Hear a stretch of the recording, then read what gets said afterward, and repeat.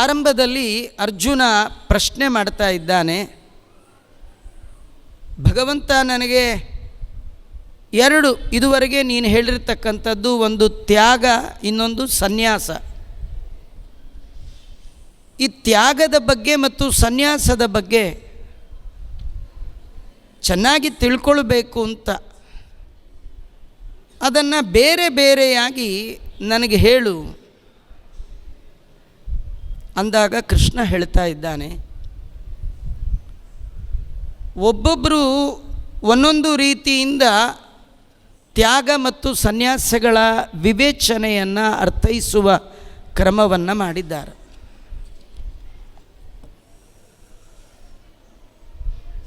ಸನ್ಯಾಸ ಅಂದರೆ ಕಾಮ್ಯಾನಾಂ ಕರ್ಮಣಾಂ ನ್ಯಾಸಂ ಸನ್ಯಾಸಂ ಕವಯೋ ವಿದುಃ ಸರ್ವಕರ್ಮ ಫಲತ್ಯಾಗಂ ಪ್ರಾಹುಸ್ತ್ಯಾಗಂ ವಿಚಕ್ಷಣಾಃ ತ್ಯಾಜ್ಯಂ ದೋಷವದ್ದಿತ್ಯೇಕೆ ಕರ್ಮ ಪ್ರಾಹುರ್ಮನೀಷಿಣಃ. ಮೂರು ಥರ, ಎಲ್ಲರೂ ಜ್ಞಾನಿಗಳೇ, ಎಲ್ಲರೂ ಹೇಳಿದ್ದು ಸರಿಯೇ. ಈ ಸನ್ಯಾಸ ಅಂದರೆ ಕಾಮ್ಯಕರ್ಮಗಳ ಪರಿತ್ಯಾಗವೇ ಸನ್ಯಾಸ ಅಂತ ಕೆಲವು ಜ್ಞಾನಿಗಳ ಅಭಿಪ್ರಾಯ. ಭಗವತ್ ಪ್ರೀತಿ ಒಂದನ್ನು ಬಿಟ್ಟು ಮಿಥ್ಯ ಯಾವುದನ್ನು ಬಯಸದಿರುವುದು ತ್ಯಾಗ ಅಂತ ಕೆಲವು ಜ್ಞಾನಿಗಳ ಅಭಿಮತ. ಕಾಮ್ಯಕರ್ಮ ಬಂಧನಕ್ಕೆ ಕಾರಣ ಆಗತ್ತೆ, ಯಾವುದು ಮತ್ತೆ ಮತ್ತೆ ಹುಟ್ಟಿಗೆ ಕಾರಣ ಆಗತ್ತೋ ಅಂಥದರ ತ್ಯಾಗವನ್ನೇ ತ್ಯಾಗ ಅಂತ ಕೆಲವರು ಹೇಳ್ತಾರೆ. ತ್ಯಾಜ್ಯಂ ದೋಷವತ್, ಈ ದೋಷವನ್ನು ಹೇಗೆ ಬಿಟ್ಟುಬಿಡ್ತೇವೆ, ನಮ್ಮ ದೇಹದಲ್ಲಿಯೇ ಏನಾದರೂ ಒಂದು ಎಕ್ಸ್ಟ್ರಾ ಗ್ರೋತ್ ಆಗಿದ್ದರೆ ಅದನ್ನು ಕತ್ತರಿಸಿ ಹಾಕಿಬಿಡ್ತೀವಿ, ತ್ಯಾಗ ಬಿಟ್ಟುಬಿಡ್ತೀವಿ. ಯಾಕಂದರೆ ಅದು ದೇಹಕ್ಕೆ ಮಾರಕ ಆಗುವ ಸಾಧ್ಯತೆ ಇದೆ. ಹಾಗೆ ಯಾವುದು ನಿಮಗೆ ಬಂಧನಕ್ಕೆ ಕಾರಣ ಆಗ್ಬೋದು ಅಂತಹ ಕರ್ಮವನ್ನು ತ್ಯಾಗ ಮಾಡಬೇಕು, ಇದು ಕೆಲವರ ಮತ. ಆದರೆ ಕೆಲವನ್ನು ಮಾತ್ರ ಬಿಡಲೇಬಾರದು. ತ್ಯಾಗದಲ್ಲಿ ಮೂರು ವಿಧದ ತ್ಯಾಗ ಕೆಲವರು ಹೇಳ್ತಾರೆ. ಯಜ್ಞ ದಾನ ತಪಕರ್ಮ ನ ತ್ಯಾಜ್ಯಮಿತಿ ಚಾಪರೇ. ಯಾವುದನ್ನಾದರೂ ಬಿಡ್ರಿ, ಏನನ್ನಾದರೂ ಬಿಡ್ರಿ, ಈ ಮೂರನ್ನು ಮಾತ್ರ ಬಿಡಬಾರ್ದು.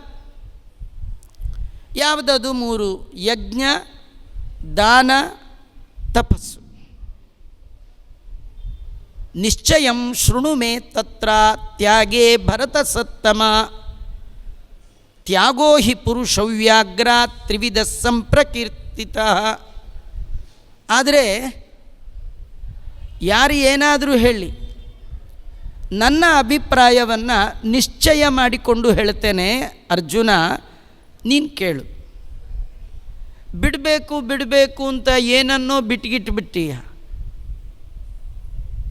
ಮೂರು, ಯಜ್ಞ ದಾನ ತಪಕರ್ಮ ನ ತ್ಯಾಜ್ಯಂ ಕಾರ್ಯಮೇವ ತತ್. ಅವಶ್ಯವಾಗಿ ಮಾಡಬೇಕಾದ ಮೂರು ಕರ್ಮಗಳು ಯಾವುದು ಅಂದರೆ ಯಜ್ಞ, ದಾನ, ತಪಸ್ಸು. ಯಾಕಂದರೆ ಮನುಷ್ಯನ ಪವಿತ್ರೀಕರಿಸುವಂಥದ್ದು ಈ ಮೂರು. ಯಾರು ವಿವೇಕಿಗಳೋ ಇಡೀ ಜೀವನದ ಉದ್ದಕ್ಕೂ ಈ ಮೂರು ಕರ್ಮವನ್ನು ಕರ್ತವ್ಯತ್ವೇನ ಮಾಡ್ತಾರೆ. ಅಂದರೆ ಕರ್ತವ್ಯ ಅಂದರೆ ಮಾಡಿದ್ರೆ ಮಾಡ್ಬೋದು, ಬಿಟ್ಟರೆ ಬಿಡ್ಬೋದು ಅಲ್ಲ, ಮಾಡಲೇಬೇಕು. ಯಾಕಂದರೆ ಅದು ಪವಿತ್ರೀಕರಿಸುವ ಕರ್ಮಗಳು. ಆದ್ದರಿಂದ ಅದನ್ನು ಯಾವ ಕಾಲಕ್ಕೂ ಕೂಡ ಬಿಡಬಾರ್ದು. ಆದರೆ ಮಾಡುವಾಗ ಏತಾನ್ಯಪಿತು ಕರ್ಮಾಣಿ ಸಂಗಂ ತ್ಯಕ್ತ್ವಾ ಫಲಾನಿ ಚ ಕರ್ತವ್ಯಾನೀತಿ ಮೇ ಪಾರ್ಥ ನಿಶ್ಚಿತಂ ಮತಮುತ್ತಮಂ. ಏತಾನಿ ಕರ್ಮಾಣಿ, ಈಗೇನು ಹೇಳಿದ್ನಲ್ಲ, ಯಜ್ಞ, ದಾನ, ತಪಸ್ಸು, ಈ 3 ಕರ್ಮಗಳು ಇದನ್ನು ಮಾಡಬೇಕು. ಆದರೆ 2 ನೆನಪಿಟ್ಕೊಳ್ಬೇಕು. ಒಂದು ಸಂಘ ಅಂದರೆ ನಾನು ಮಾಡಿದೆ ಅಂತ ಅನ್ನಬಾರ್ದು, ಮಾಡಿರಬೇಕು. ನಾನು ಮಾಡಿದೆ ಅಂತ ಅನ್ನಬಾರ್ದು. ಭಗವಂತ ಮಾಡಿಸ್ತಾ ಇದ್ದಾನೆ ಅಂತ ಮಾಡುವಾಗಲೂ, ಮಾಡುವ ಮೊದಲು, ಮಾಡಿದ ನಂತರವೂ ಆ ಎಚ್ಚರಿಕೆ ಇರಬೇಕು. ಮುಖ್ಯವಾಗಿ ಮಾಡುವ ಕಾಲದಲ್ಲಿ ಆ ಭಗವತ್ ಪ್ರಜ್ಞೆ, ದೇವರ ನೆನಪು ಹಸಿಯಾಗಿರಬೇಕು. ನಾಹಂಕರ್ತ ಹರಿಕರ್ತ. ನೀವು ಕರ್ಮ ಮಾಡುವಾಗ ನಾನು ಮಾಡ್ತಾ ಇದ್ದೇನೆ ಅಂದರೆ ಅದು ಎಲ್ಲ ತ್ಯಾಗ ಮಾಡಬೇಕು. ವೇಸ್ಟ್ ಅದು. ಯಜ್ಞ ಹಾಳು, ತಪಸ್ಸು ಹಾಳು, ದಾನ ಹಾಳು. ಬಿಡಬಾರದ ಕರ್ಮಗಳು 3: ಯಜ್ಞ, ದಾನ, ತಪಸ್ಸು. ಆದರೆ ಮಾಡಿದ್ರೆ ನಿಮಗೆ ಪ್ರತಿಬಂಧಕ ಆಗಬಾರ್ದು, ಮತ್ತೆ ಮರು ಹುಟ್ಟಿಗೆ ಕಾರಣ ಆಗಬಾರ್ದು. ದೇವರ ಅನುಗ್ರಹಕ್ಕೆ, ಭಗವಂತನ ಜ್ಞಾನಕ್ಕೆ, ವೈರಾಗ್ಯಕ್ಕೆ, ಭಗವಂತನ ಭಕ್ತಿಗೆ ಕಾರಣ ಆಗುವ ಈ 3 ಕರ್ಮಗಳು ಅಟ್ಯಾಚ್ಮೆಂಟ್ ಇಟ್ಕೊಂಡು, ಸಂಘ ಇಟ್ಕೊಂಡು ಮಾಡ್ದು ಬಂಧನಕ್ಕೆ ಒಳಗಾಗ್ತೀಯ. ಸಂಗಂ ತ್ಯಕ್ತ್ವ, ಇದು ಒಂದು ಬಹಳ ಮುಖ್ಯ. ಇದರ ಒಟ್ಟಿಗೆ ಮತ್ತಿನ್ನೊಂದೇನೆಂದರೆ ಫಲಾನಿಚ. 2: ಒಂದು ಸಂಘವನ್ನು ಬಿಟ್ಟು ಮಾಡು, ಫಲವನ್ನು ಬಿಟ್ಟು ಮಾಡು. ಫಲ ನನಗೆ ಅಂತ ಅಂದ್ಕೊಳ್ಬೇಡ, ಫಲದ ಬಗ್ಗೆ ಬಯಕೆ ಬೇಡ. ಮತ್ತೇನು ಮಾಡಬೇಕು? ಕರ್ತವ್ಯಾನಿ ಇತಿ. ನಾನು ಏನು ಯಜ್ಞ ಮಾಡ್ತಾ ಇದ್ದೇನೆ, ಏನು ದಾನ ಮಾಡ್ತಾ ಇದ್ದೇನೆ, ಏನು ಕಾಯಿಕ, ವಾಚನಿಕ, ಮಾನಸಿಕವಾದ ತಪಸ್ಸು ಮಾಡ್ತಾ ಇದ್ದೇನೆ, ಇದು ನನ್ನ ಡ್ಯೂಟಿ ಅಂತ ಮಾಡು.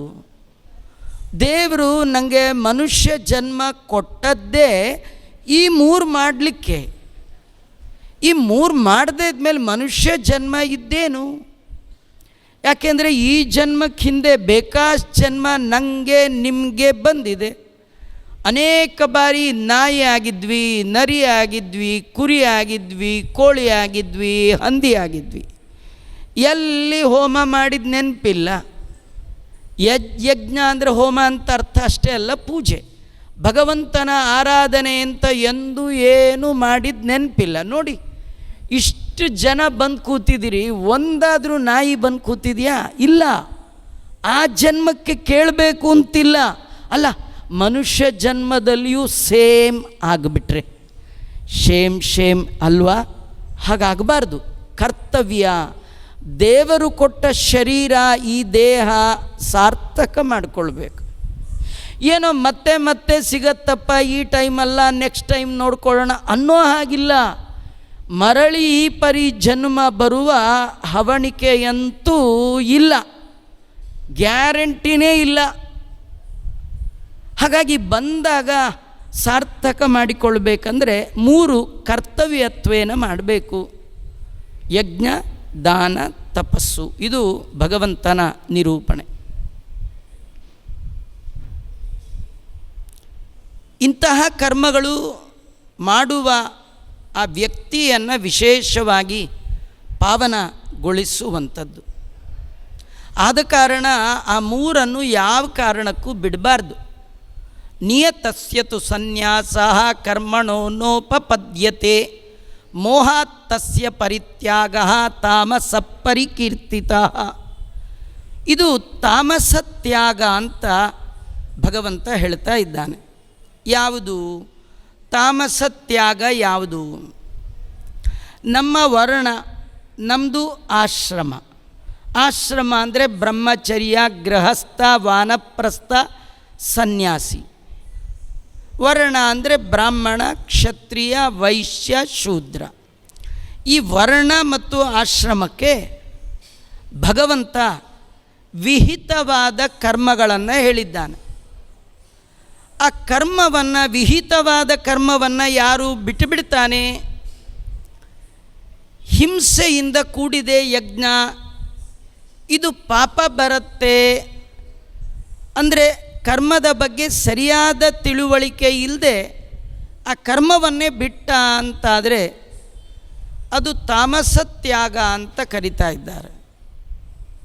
ಕರ್ಮ ಮಾಡುವಾಗ ನಿಮಗೇನಾದರೂ ಬಿಡಬೇಕು ಅಂತ ಅನಿಸಿದ್ರೆ ಆ ಕರ್ಮದ ಬಗ್ಗೆ ಸರಿಯಾಗಿ ತಿಳ್ಕೊಳ್ಳಿ, ಅದರ ಅರಿವು. ಅದೇ ಹಿಂದೆ ಭಗವಂತ ತುಂಬ ಹೇಳ್ತಾ ಬಂದ, ಕೇವಲ ಕರ್ಮ ಪ್ರಯೋಜನ ಇಲ್ಲ, ಜ್ಞಾನ ಪುರಸ್ಸರವಾದ ಕರ್ಮ ಬೇಕು. ಯಾವುದು ನನಗೆ ವಿಹಿತ ಅಂತಿದೆ ಅದನ್ನು ಬಿಟ್ಟರೆ ತಾಮಸ ತ್ಯಾಗ ಅಂತ ಕರೆಯುತ್ತೆ. ಇದು ಅರ್ಜುನನಿಗೆ ಯಾಕೆ ಹೇಳ್ತಾ ಇದ್ದಾನೆ? ಅರ್ಜುನ, ನಿಂದು ವರ್ಣ ಆಶ್ರಮ ಕ್ಷತ್ರಿಯ, ನಿನಗೆ ವಿಹಿತವಾದ ಕರ್ಮ ಯಾವುದು? ಯುದ್ಧ ಮಾಡಿದ್ರೆ ಪಾಪ ಬರುತ್ತೆ, ಹಿಂಸಾತ್ಮಕವಾದದ್ದು ಅಂತ ಅನ್ಬೇಡ. ನಿನ್ನ ಡ್ಯೂಟಿ ಕೋರ್ಟಲ್ಲಿ, ಸುಪ್ರೀಂ ಕೋರ್ಟಲ್ಲಿ ಯಾರಿಗೋ ಹ್ಯಾಂಗ್ ಹಾಕಿ ಅಂತ, ನೇಣಿಗೆ ಹಾಕಿ ಅಂತ ನ್ಯಾಯಾಧೀಶ ಅಪ್ಪಣೆ ಕೊಟ್ಟಿರ್ತಾನೆ. ಆ ಕೆಲಸಕ್ಕೊಬ್ಬ ಸಂಬಳ ತಗೊಳ್ತಿರ್ತಾನೆ, ಅವನು ಬಂದವ್ರನ್ನೆಲ್ಲ ನೇಣು ಹಾಕೋದೇ ಕೆಲಸ. ಅಯ್ಯೋ, ನೇಣು ಹಾಕಿದ್ರೆ ಅವ್ರ ಮನೆಯವರೆಲ್ಲ ಬೇಜಾರು ಮಾಡ್ಕೊಳ್ತಾರೆ ಅಂತ ಅವನಿಗೆ ಬಿಡ್ಲಿಕ್ಕಿದೆಯಾ? ಅವನ ಡ್ಯೂಟಿ ಅದು. ರಿಟೈರ್ ಆದಮೇಲೆ ಅವನು ಮಾಡೋ ಹಾಗಿಲ್ಲ, ಅವನ ಡ್ಯೂಟಿ. ನಿನ್ನ ವರ್ಣ, ನಿನ್ನ ಆಶ್ರಮ, ಅದು ಹಿಂಸ ನೀನು ಹೇಳೋ ಹಾಗಿಲ್ಲ. ನಿನಗೆ ಏನು ಡ್ಯೂಟಿ ಇದೆ ಅದನ್ನು ನೀನು ಮಾಡು. ದುಃಖ ಮಿಥ್ಯೇವ ಯತ್ಕರ್ಮ ಕಾಯ ಕ್ಲೇಶ ಭಯಾತ್ಯಜೇತ್. ಕೆಲವು ಕರ್ಮವನ್ನು ದುಃಖದಿಂದ, ದೇಹದ ಒಂದು ಕ್ಲೇಶ, ತುಂಬ ಏಕಾದಶಿ ಭಾಳ ಕಷ್ಟ ರೀ, ಅದಕ್ಕೆ ನಾನು ಬಿಟ್ಟುಬಿಟ್ಟಿದ್ದೇನಪ್ಪ, ಏಕಾದಶಿ ಮಾಡಲ್ಲ. ಅಯ್ಯೋ, ಚಾತುರ್ಮಾಸ್ಯ ತುಂಬ ಕಷ್ಟ, ಅದಕ್ಕೆ ನಾನು ಬಿಟ್ಟುಬಿಟ್ಟಿದ್ದೆ. ಕಾಯಕ್ಲೇಶ ಅಂತ ವರ್ಣಾಶ್ರಮಕ್ಕೆ ವಿಹಿತವಾದ ಕರ್ಮವನ್ನು ತ್ಯಾಗ ಮಾಡಿದರೆ ಅದನ್ನು ರಾಜಸ ತ್ಯಾಗ ಅಂತ ಕರಿತಾ ಇದ್ದಾರೆ. ಕಾರ್ಯಮಿತ್ಯೇವ ಯತ್ಕರ್ಮ ನಿಯತಂಕುರುತೇರ್ಜುನ ಸಂಗಂ ತ್ಯಕ್ತ್ವಾ ಫಲಂ ತ್ಯಕ್ತ್ವಾ ಫಲಂಚೈವ ಸತ್ಯಾಗ ಸಾತ್ವಿಕೋ ಮತಃ. ಭಗವಂತ ಬಿಡುವಿಕೆಯಲ್ಲಿಯೂ 3 ವಿಭಾಗವನ್ನು ಹೇಳ್ತಾನೆ: ತಾಮಸ, ರಾಜಸ, ಸಾತ್ವಿಕ. ಸಾತ್ವಿಕವಾದ ತ್ಯಾಗ ಯಾವುದು? ಮೊದಲು ಹೇಳಿದ್ದೆ. ಮೊದಲು ಏನು ಹೇಳಿದ? ಕರ್ಮದ ಒಳಗಿರುವ ಸಂಗತ್ಯಾಗ ಸಾತ್ವಿಕ ತ್ಯಾಗ, ಕರ್ಮದ ಫಲದ ಮೇಲಿನ ಕಾಮನೆ ತ್ಯಾಗ ಅದು ಸಾತ್ವಿಕ ತ್ಯಾಗ. ತುಂಬ ಜನ ದೊಡ್ಡ ದೊಡ್ಡ ಕರ್ಮ ಮಾಡಿದ ಮೇಲೆ ಕೆಲವರು ಅವ್ರನ್ನ ಪ್ರಶಂಸೆ ಮಾಡ್ತಾರೆ. ನಮಗಂತೂ ನಿಮ್ಮ ಹಾಗೆ ಮಾಡಲಿಕ್ಕಾಗಲ್ಲಪ್ಪ, ನೀವು ಪುಣ್ಯಾತ್ಮರು, ಎಷ್ಟು ದೊಡ್ಡ ಕೆಲಸ ಮಾಡಿದ್ರಿ ಅಂದ ತಕ್ಷಣ ಹೇಳ್ತಾರೆ, ಅಯ್ಯೋ ನಾನೇನು, ನನ್ನ ಯೋಗ್ಯತೆ ಏನು, ದೇವರು ಮಾಡಿಸ್ದ. ಸಂಗಂ ತ್ಯಕ್ತ್ವ ಸಾತ್ವಿಕ ತ್ಯಾಗ. ನಾನು ಮಾಡಿಲ್ಲ ಅಂತಾನಲ್ಲ, ಅದು ಸಾತ್ವಿಕ ತ್ಯಾಗ, ಕರ್ತೃತ್ವ ಭಾವನೆಯ ತ್ಯಾಗ. ಅಂತೂ ನೀವು ಪುರಾಣ ಮಾಡಿ, ಪುರಾಣ ಕೇಳಿ ಭಾರೀ ಪುಣ್ಯ ಸಂಪಾದನೆ ಮಾಡಿದ್ರಿ. ಪುಣ್ಯನೋ ಪಾಪನೋ ನಾ ಕೇಳಬೇಕ್ರಿ. ಮನುಷ್ಯ ಜನ್ಮದಲ್ಲಿ ದೇವರು ಕಿವಿ ಕೊಟ್ಟಿದ್ದಾನೆ, ಸಾರ್ಥಕ ಮಾಡಿಕೊಳ್ಬೇಕು, ಅದಕ್ಕೆ ಕೇಳ್ತಾ ಇದ್ದೇನೆ. ಭುವನ ಪಾವನ ಬೆನಿಪಲ ಕುಮೀದವನ ಮಂಗಳ ಕೊತೆ ಕಿವಿಗೊಟ್ಟಾಲಿಪುದು ಹೇಳಿದೆ ಶಾಸ್ತ್ರದಲ್ಲಿ. ಭದ್ರಂಕರಣೆ ವಿಸೃಣುಯಾಮ ದೇವಾ. ಮಂಗಳಕರವಾದ ದಿವು ಕ್ರೀಡಾ ವಿಶಿಷ್ಟನಾದ ಭಗವಂತನ ಕಥೆಯನ್ನು ಕಿವಿ ತುಂಬ ಕೇಳಬೇಕಂತ. ನೀವೆಲ್ಲ ಹೌದಾದರೆ ಹೌದನ್ನಿ. ದೇವರ ಕಥೆ ಕೇಳುವಾಗ ನಿಜವಾಗಿ ಏನು ಆನಂದ ಆಗುತ್ತೆ, ಈ ಆನಂದ ಸೀರಿಯಲ್ ನೋಡುವಾಗ ಆಗುತ್ತಾ, ಟೀ ಕುಡ್ದಾಗ ಆಗುತ್ತಾ, ಟಿಫನ್ ತಿಂದಾಗ ಆಗುತ್ತಾ? ಆಗೋದೇ ಇಲ್ಲ. ಅವೆಲ್ಲ ರೋಗಕ್ಕೆ ಕಾರಣ. ಯೋಗಕ್ಕೆ ಕಾರಣವಾದದ್ದು ಭಗವಂತನ ಕಥೆ. ಇದು ಸಾತ್ವಿಕ ತ್ಯಾಗ ಅಂತ ಕರೀತಾ ಇದೆ.